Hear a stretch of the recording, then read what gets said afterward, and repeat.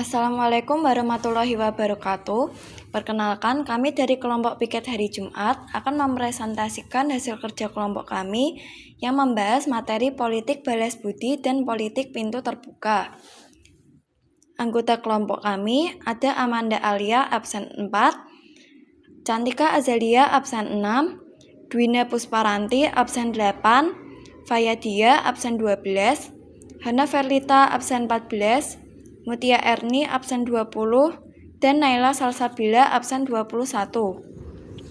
Politik balas budi.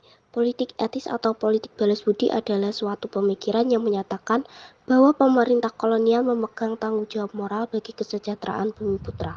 Politik balas budi berlangsung dari 1901 sampai dengan 1942. Politik etis dituangkan dalam program Dries van Deventer yang meliputi 1. Irigasi atau pengairan, yaitu pembangunan dan prasarana pengairan. 2. Imigrasi, yaitu mengajak penduduk untuk transmigrasi. Dan yang ketiga, edukasi, yaitu membangun sarana pendidikan dan pengajaran. Penyimpangan politik balas budi. Pertama, irigasi lebih banyak dibangun untuk mengairi perkebunan swasta Belanda. 2. Edukasi lebih banyak ditujukan untuk mendapatkan tenaga terampil yang murah. 3. Sekolah yang dibuka umumnya hanya bisa dinikmati oleh anak-anak pegawai negeri dan orang kaya. 4. Imigrasi lebih ditujukan ke daerah-daerah yang menjadi pengembangan perkebunan swasta seperti ke wilayah Delhi, Sumatera Timur. Dan yang kelima, pemindahan penduduk ke daerah perkebunan Belanda untuk dijadikan pekerja rodi.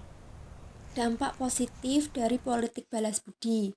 Yang pertama, melahirkan kaum terpelajar dari kalangan pribumi melalui program edukasi. 2. Memicu lahirnya berbagai organisasi pergerakan dan perhimpunan yang bersifat daerah maupun nasional di Indonesia. Contohnya Budi Utomo, Sarekat Islam, Indiscet Partij, dan lain-lain. Dampak negatif. 1. Dalam program irigasi, air yang disalurkan ternyata hanya untuk orang-orang Belanda, sehingga kegiatan pertanian kaum pribumi terhambat. 2. Dalam program edukasi, pemerintahan kolonial Hindia Belanda ingin memperoleh tenaga kerja dengan kualitas SDM tinggi dengan upah rendah. 3. Terjadi diskriminasi dalam hal pendidikan. Program edukasi didominasi oleh orang-orang kaya atau dari kalangan bangsawan. Politik pintu terbuka merupakan sebuah kebijakan politik yang dikeluarkan oleh pemerintahan kolonial Belanda untuk diterapkan di Indonesia pada tahun 1870 sampai 1900. Dampak positif dari politik pintu terbuka yang pertama adalah sistem tanam paksa yang memberatkan rakyat Indonesia dihapuskan. Yang kedua, rakyat Indonesia mulai mengenal arti pentingnya uang dan mengenal barang-barang ekspor-impor. Dan yang terakhir, dibangunnya fasilitas perhubungan berupa jalan raya, rel kereta api dan jembatan, dan juga irigasi berupa waduk dan bendungan.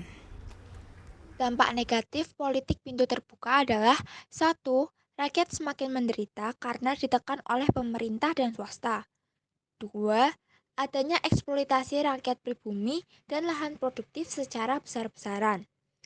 3. Kehidupan penduduk merosot tajam karena dipaksa untuk menyewakan tanahnya kepada pihak swasta dengan biaya sewa yang sangat murah. Sekian presentasi kami. Wassalamualaikum warahmatullahi wabarakatuh.